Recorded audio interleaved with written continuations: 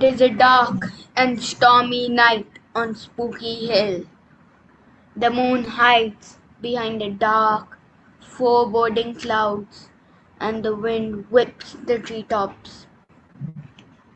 Somewhere deep in the ancient forest that surrounds Spooky Hill, an animal, maybe a wolf, howls into the night, and the cry is answered almost immediately by another.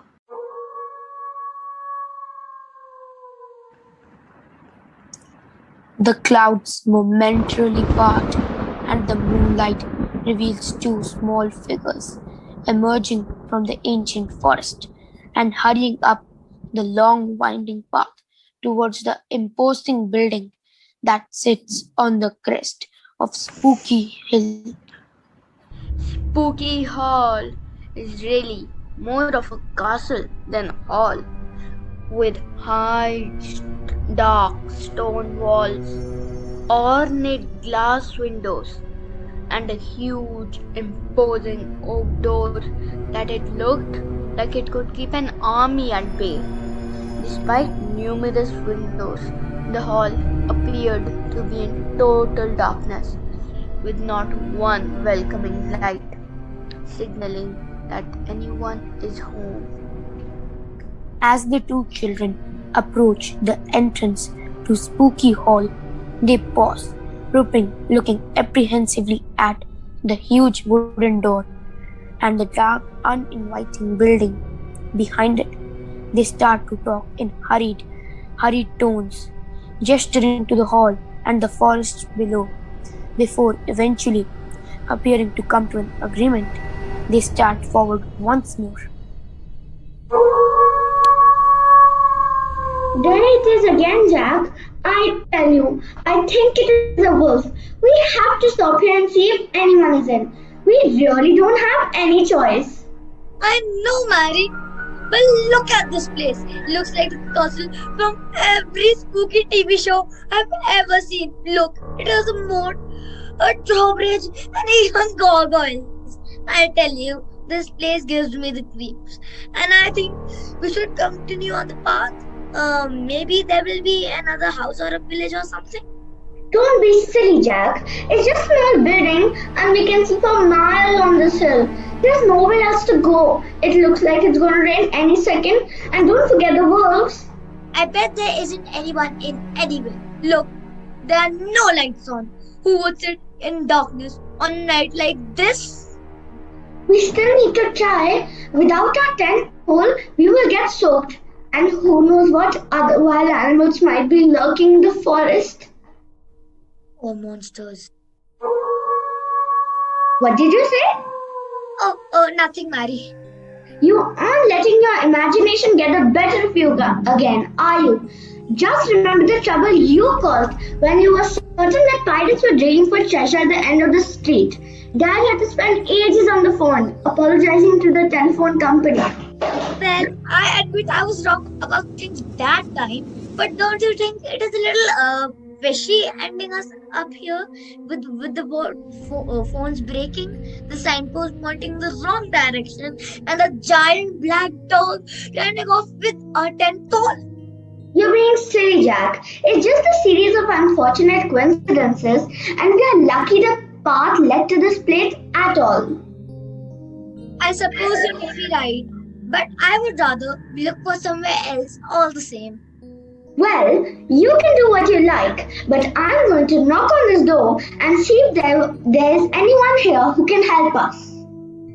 Are you coming? Hold on, Mary, I am coming.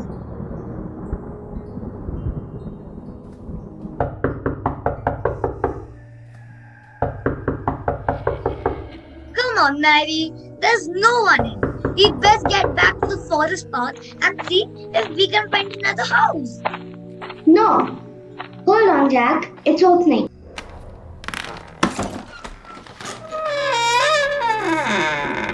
Yes. Oh, hello. I'm I'm sorry to bother you, but my brother and I are in a little bit of a pickle. Close your mouth, Jack. Yeah. We were supposed to be camping in the forest, but the signposts all pointed in different directions. I dropped my phone in a puddle, and a big black dog ran away with our tent pole. We were just wondering whether we could use your phone to call our mom. Well, we don't have a telephone at Spooky Hall, but I suppose it would be okay for you to come in for a few minutes. I think it's about to rain. Thank you, sir. Yes, thank you. Quite well. Welcome to Spooky Hall. My name is Higgins, and it is getting late. Time for me to wake the master and mistress anyway. Please wait here and I'll inform them of your arrival. Jack and Mary find themselves in a long, high, ceilinged hallway with a huge, sweeping staircase that splits into two and leads off to the left and the right. Ancient looking paintings and tapestries line the wall, and two large suits of armor guard the base of the stairwell. The hallway is well lit by rows of candles running the length of the room and a giant candelabra hanging over the stairs. The windows are covered in thick black curtains that stop all the light from escaping the room and no doubt stopping any daylight just as effectively. The children watch the huge figure of Higgins slowly ascend the staircase and disappear through the wooden door to the left. Still so sure this was a good idea. You're being silly, Jack. I'm sure there's nothing to be alarmed about. Alarmed? Did you hear him? He's going to wake the master and mistress. It's only 8 o'clock in the evening. Maybe they like to go to bed early? Or maybe they like to live in a spooky castle, sleep all day, and make sure that the curtains keep out the sunlight. You know what I'm talking about. You're being silly, Jack. There's no such thing as a Welcome, my friends. Welcome to Spooky Hall. I am Count One Leaf. Higgins tells me that you managed to get lost in the forest. And something about a big black dog? Well, no matter. You are here now. And tonight, you will be an honored addition to our dining table. We need to get out of here right now. For once I agree with you, but the door is shut tight and I don't think we could open it. What are you two whispering about? What? Oh, nothing. How did you get down here so fast? You were at the top of the stairs a second ago. Darling, you should have told me we had guests. I would have changed into something special. Look, ravishing as ever, my dear. We do indeed have two young guests, although I do not know their names. Oh, sorry. My name is Nice Slatter and this is my brother Jack. We were lost in the forest and a big black dog ran away with our tent pole. It looks like there's going to be a tremendous storm and we thought we would have to spend the night up a tree or something until we spotted your house. I was hoping to use your telephone to call our mom, but Nonsense. You will stay the night in Spooky Hall as our guest. As I said, my name is Count One Leaf, and this is my bride, the Countess One Leaf. We don't often get visitors to Spooky Hall, so it will certainly make a change to our usual dinner plans. Yes, welcome to our humble home. You will stay here tonight, and Higgins can take care of you in the morning. Have you children eaten yet?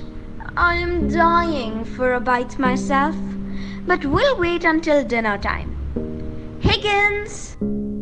Yes, my lady. Oh, good. Please show our guests to their rooms and prepare 2 extra places at the table. Very good, my lady. Oh, and Higgins, where is my little Fluffy tonight? I believe that he was out in the forest earlier but returned a while ago, and I believe that he's in the dining room now. Good. Then it is all settled. Higgins will see you to your room, and we will join you to eat in a short while. With that, Count and Countess Van Leaf abruptly turned and descended the staircase. Higgins shuffled over to collect the stunned children and indicate that they should follow him to an ornate doorway at the end of the hall. Mary and Jack stand still, but realizing they had little choice, turned to follow the giant butler. They passed through the door into another big room, which was dominated by a large dining table already set with 4 places, as if Higgins had known they would be coming all along. Below the table, the children's eyes are drawn to a huge black dog that was happily chewing on a smooth wooden tent pole. The children turned to each other. This was going to be a very interesting night. I guess you may be right. What do we do now? We cannot be seated here and expected to eat or be eaten. Shh! Don't be foolish. We need to think. There has to be a way out of this place. They suddenly feel the hot breath of the black dog on their ankles. The huge black dog was at their heels, drooling and looking up at them hungrily. He seemed to be asking questions like, I hope you guys stay for dinner, or that's it? That's all I get to eat tonight? Suddenly, Higgins appears as if out of the woodwork. So, why don't you follow me upstairs? Your room is ready for you. We feel quite comfortable here. In fact, we're not even hungry anymore. We should get going. Mary and Jack start to move towards the main door when suddenly the big black dog blocks their way and starts to growl. Oh, I see. You are as hungry as we are. Just looking at you is making us more and more ravenous. What do you mean by that? Why should you feel ravenous when you look at us? Because, my dear, the Count gets doubly hungry when he has any guests. You can imagine how lonesome this secluded castle can be. It's absolutely deserted, and the spooky hill is furthest away from the nearest sign of civilization. Like we can't hear anyone from the spooky hill, and no one, I repeat, no one can hear the loudest screams from here. Ha ha ha ha ha! Isn't that true, my dear? Oh, yes, of course. Not a squeak. So whenever we have any guests, the Count has a phenomenal appetite by mere excitement. Saying this, the Count and Countess led Jack and Mary towards the dining hall. The two of them followed them in a trance, as if they forgot they were on their way out. The big black dog stared at the Count in hope for some treats. Oh, Fluffy, you are one spoiled little baby. Let Higgins serve the dinner before you expect bones. Do you remember, Genevieve, last time when those bunch of kids were here and Fluffy couldn't wait until dinner? Stop you, my dear. You forgot. We do have guests. Suddenly, the Count stopped what he was saying and stared at Jack and Mary. Which guests? What happened to them? Are you sure we are not disturbing you? We had no intention to intrude on this case. We just kind of got a bit disillusioned and lost. We would like to take your leave. Count. I mean, your majesties. Indeed. In fact, I was telling Mary that it's no big deal to be in the forest. After all, it's just like a forest. I was wondering why is this name Spooky Hill? I may have to visit town tomorrow for some fresh supplies, considering that we may need some more ingredients now that our guests are here. Jack and Mary looked at each other as they tried to understand the implication of the words spoken by the Count, and now even Higgins. They were terrified out of their wits. It's actually a very good question. I mean, good question, Jack. Why is this place called Spooky Hill? Maybe because it's spooky, of course, and it has been this way for the past century. In fact, the owners felt it was quite a befitting name for this place, considering the surroundings and the forest nearby and the eerie atmosphere. Yes, we christened the place ourselves. The children could not ignore that the place was christened a century ago, and the Count confessed to christening it himself. So, was he really that old? Suddenly, Jack stood up. Thank you for your hospitality, the Count and Countess. You've been awfully kind, and Fluffy has made us more than welcome. However, we regret to inform you that we'll have to say goodbye. What are you doing? You will be the end of us. But I am sorry, you cannot go. Yes, obviously you cannot. Nobody has ever left. I mean, leaving in the morning will be the best idea. The forest can be dangerous at this hour, and we don't want you to be harmed. Of course not, we wouldn't want that.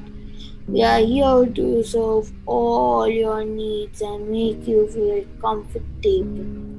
Oh, look, Fluffy seems upset at the mere idea. The children were glued to the spot, and the three daunting figures surrounded them, while the unnerving and threatening presence of the dog was hard to ignore.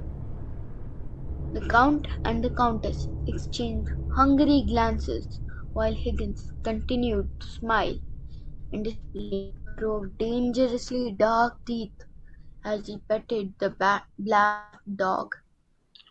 That's it, Jack. This is where it all ends. We are dead meat. If only you would have listened to me. Remember what Mom says? There's always hope when one door shuts, another. Outside the spooky castle, a car screeched to a halt, and hurried footsteps were heard approaching the main door. Then there was a loud knock. Anybody home? Yoo-hoo! Oh, come on! Anybody? Higgins, the Count, and the Countess all exchanged puzzled glances as the children looked visibly relieved. Higgins approached and opened the main door. Yes? Oh, hello. My name is Doris.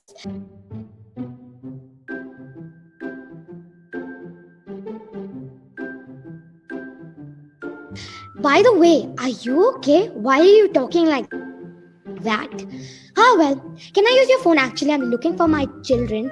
They came for a camping trip and. Oh my!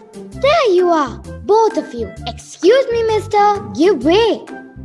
Oh, wait, madam.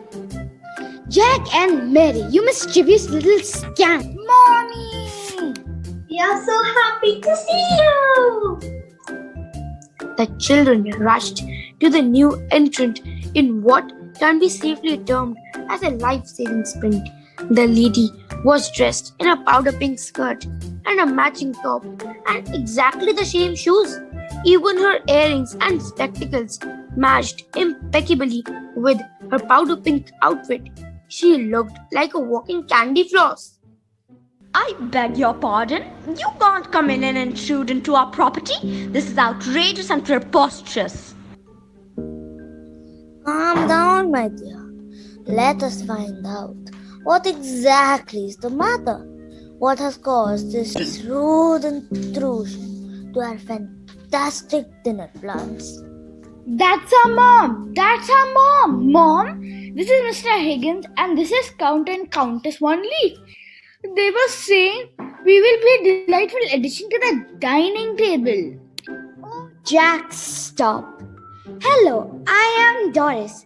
I presume you may have gathered by now that I am the mother to these delightful little brats. I hope they have not been too much of a trouble to you both charming people. Oh my, look at these curtains.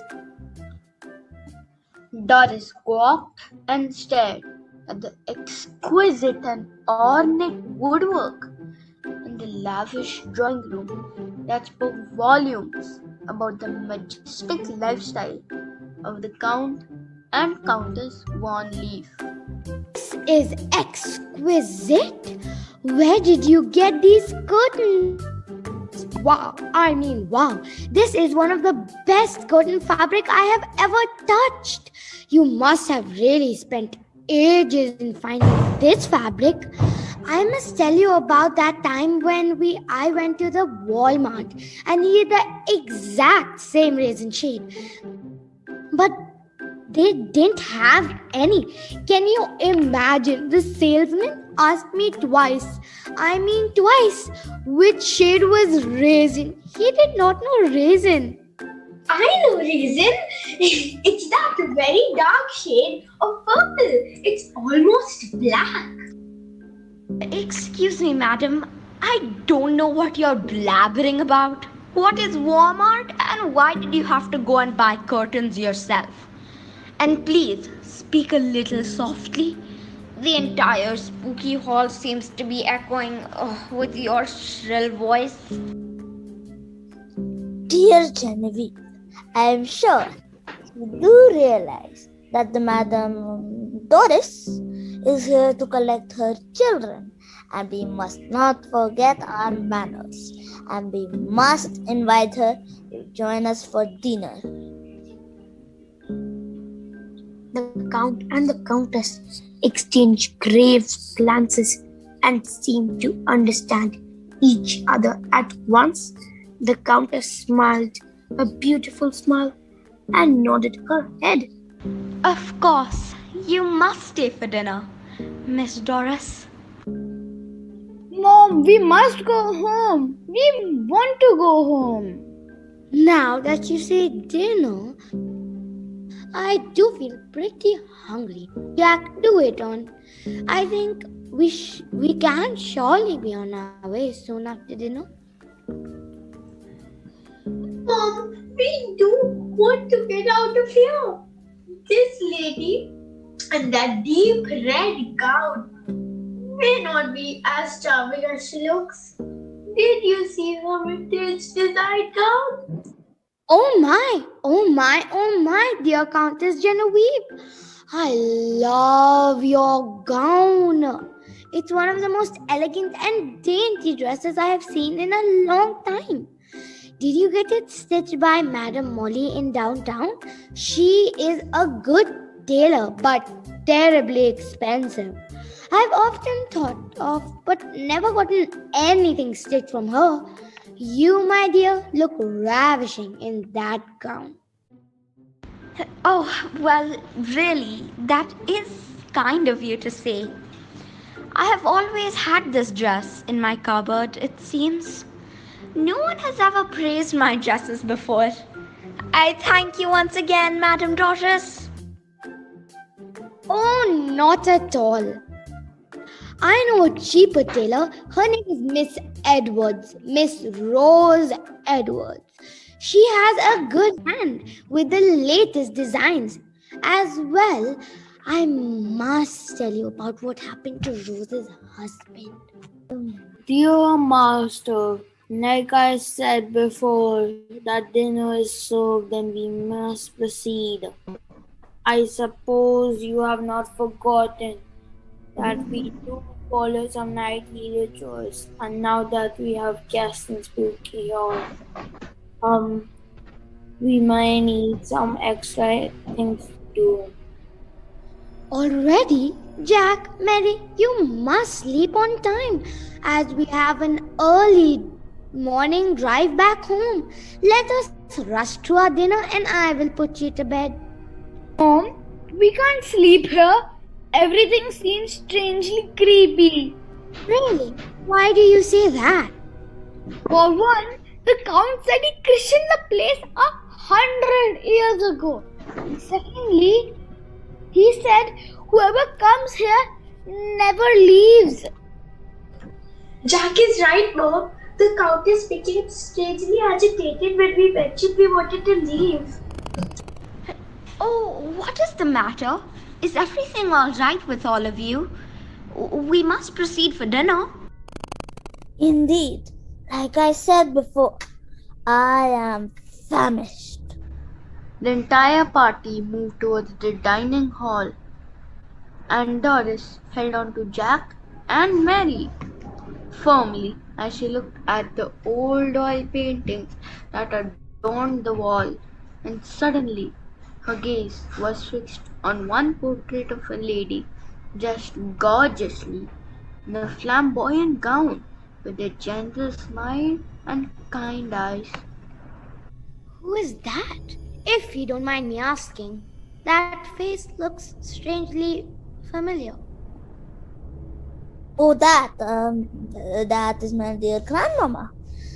She was the pride of only family, and for generations we have been missing her presence in our lives. She was different. She was not one of us. I mean, she was my grandmama, but not one of us. Suddenly, Doris's eyes grew wide and the light of recognition shone on her face, and she looked radiant and scared at the same time.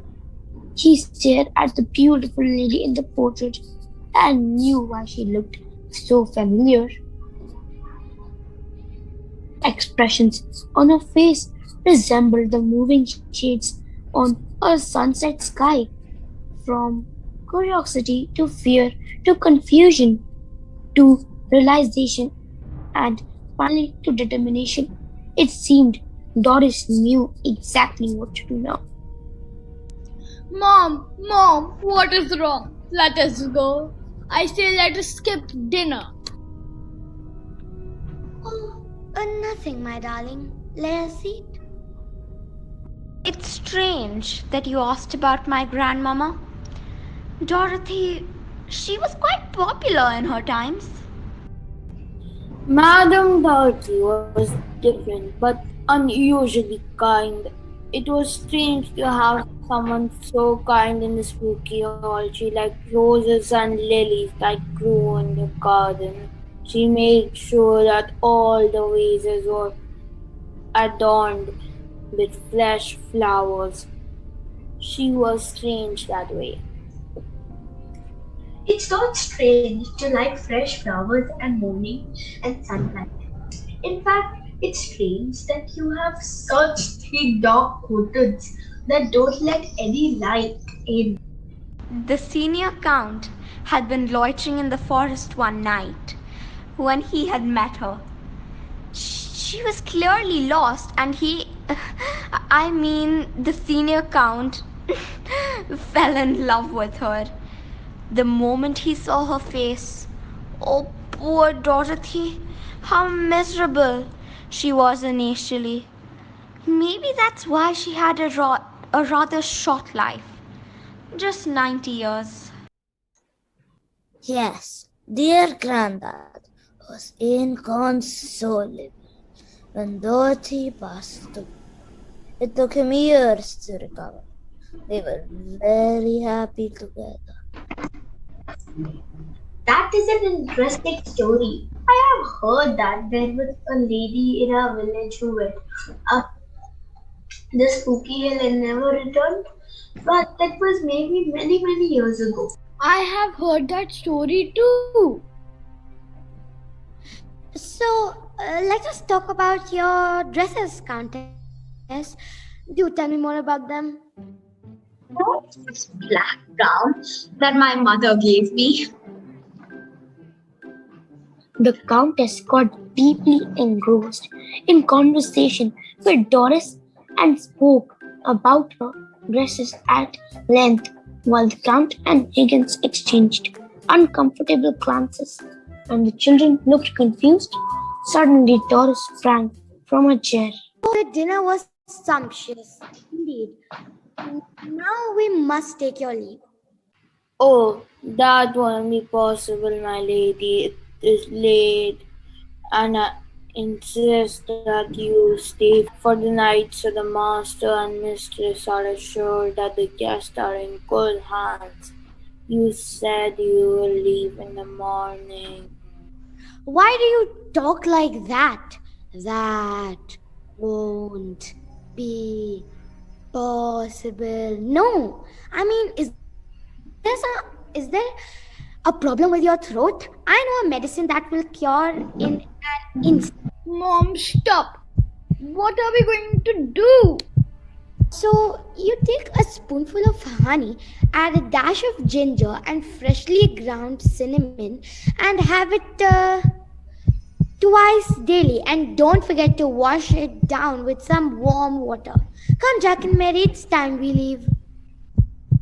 What is wrong? You look so flustered and agitated.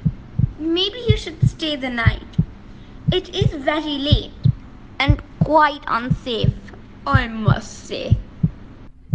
Maybe it's not too late, Countess. It's yet not too late. What do you mean? It is indeed wise to stay over.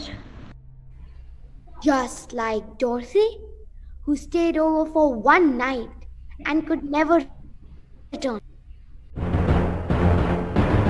What do you mean, Madam Doris? What do you know about Dorothy? She can't be. Yes, you guessed it right, Count Von Leaf. She was my grandmother. She ventured into the forest and got lost, and her husband and little daughter waited for days for her return and searched the entire forest but could never find her. That's impossible. It can't be. Expression on Doris's face alarmed the Count and the Countess, and they were at a loss of words to speak any further. I grew up listening to this story from her daughter. That is my mother. We have a picture of Dorothy in our living room. A tattered and shabby remain of an old photo, but her eyes and her smile have not faded even from that photograph. I will leave this place at once with my children, and I dare you to stop me. Saying this, Doris opened the door of the spooky hall and stepped out, Jack and Mary firmly by her side. The pink Cadillac revved into action as the engine came to life and Doris drove off with her children. They say that the wolves stopped howling on the spooky hill after that night. The nights did not seem as dark as before. and passerbys even saw lights flickering in the spooky hall. There was also a careless rumor that Doris had bumped into the Countess while she stood for fittings at Madame Molly's for another pink dress. They said that the Countess had smiled at Doris and taken some of her fashion advice, but whether this is true or just a rumor, we will never know.